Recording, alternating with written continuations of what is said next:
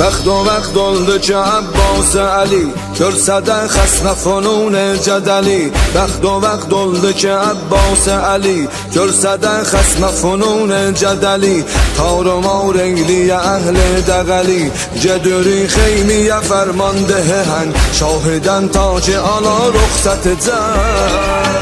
Dedi ruxsat ver ağa nökərüvə Olsun Abbas fəda gözlərüvə Gedirəm su gətirəm əsqərüvə Nəhridə məşki por əzab eləyəm Xırdaca qızları sirab eləyəm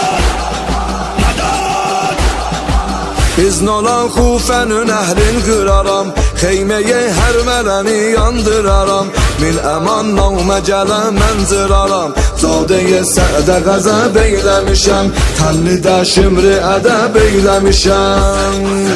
Andala Kərbəla nisçilinə Andala əsqərinə o dilinə Zeynəbin pozğun olan məhfilinə Səslərəm cəngidə ya Fatiməni Boyaram qana qabağa gələni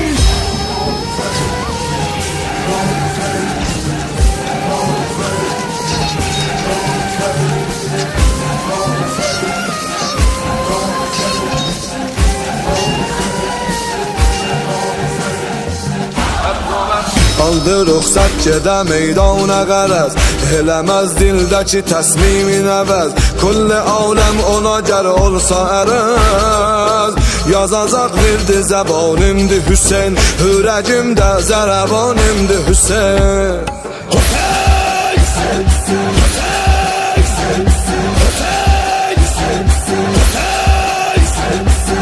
Ələmin qolləyə İsa'ra vurub Təllin üstündə viqar ilə durub Mərkəb üstə elə bil şir oturub Qorxu meydanidə aldı qoşunu Baxışı lərziyə saldı qoşunu Dedi mən heybəti Xeybər şəkənəm Nur-i çəşmanı Hüseyin o Həsənəm Düşmənin nəstin əli tək kəsənəm Görsəkəm tiğimi hətmən qaçaroz Qorxudan rah-ı fərati açaroz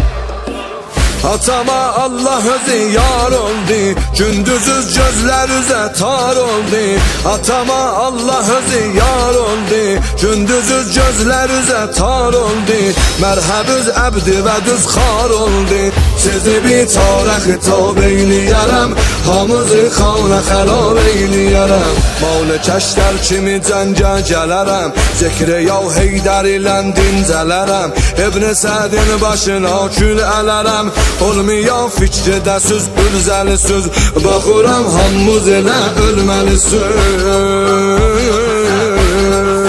Yazaram verdi zəbanimdi Hüseyin Yazaram verdi zəbanimdi Hüseyin Hürəcimdə zərəbanimdi Hüseyin Hürəcimdə zərəbanimdi Hüseyin Hürəcimdə